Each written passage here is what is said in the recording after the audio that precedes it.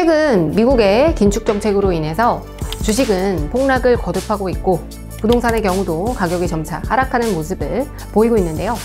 올해는 이제 러시아와 우크라이나의 전쟁, 인플레이션, 그리고 미국의 연방준비제도의 통화 긴축, 중국의 코로나 봉쇄, 환율 상승 이렇게 등등등 시장에 큰 충격을 주는 여러 가지 요인들 탓에 주가는 큰 변동성을 보이고 투자자에게 지속적으로 공포감을 주고 있고 주가도 폭락을 거듭하고 있는데요.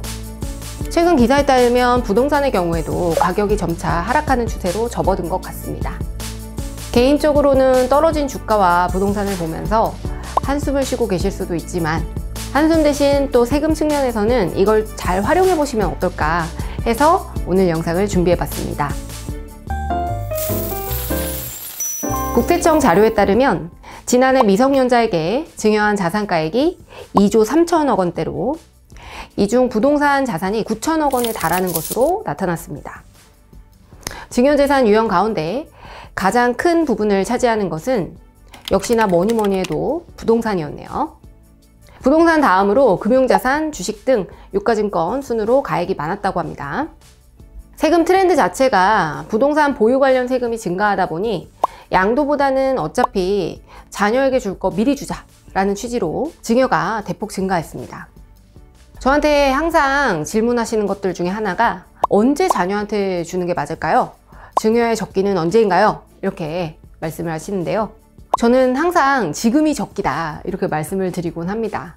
부동산이든 주식이든 결국 그 가치는 우상향하기 마련인데요. 지금이 가장 저렴한 때다 라고 할 수 있겠습니다. 증여 후 10년 이내에 부모님이 사망해서 상속이 개시되더라도 결국 사전에 증여한 재산은 과거 증여 시점의 평가액으로 평가되기 때문에 상속 당시 가액보다는 저렴할 수밖에 없고요. 더군다나 지금처럼 부동산과 주식의 가격이 좀 떨어져 있을 때는 증여를 하기에 이보다 더 좋을 수 없습니다. 자, 그럼 증여를 할 때 세법상 평가 금액은 어떻게 계산이 될까요? 증여 시 재산의 평가액은 시가를 원칙으로 합니다.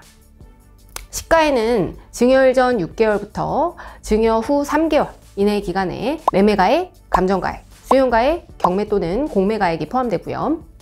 유사자산의 매매 등 가액도 포함이 되는데 이걸 우리는 매매사례가액이라고 하게 됩니다. 아파트 같은 경우에는 균일하게 생겼기 때문에 이 매매사례가액을 적용하기에 매우 좋은 자산이라고 할 수 있어요.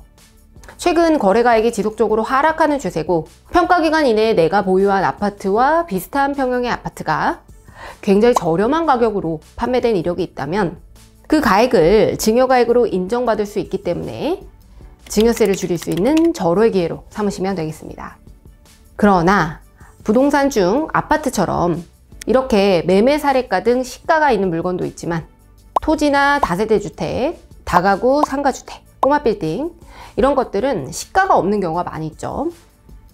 그럼 시가가 없는 경우에는 어떡하냐?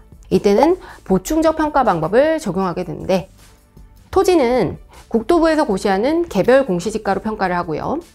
건물 부분의 경우에는 국세청 고시가액에 따라 일정 산식으로 계산하게 됩니다.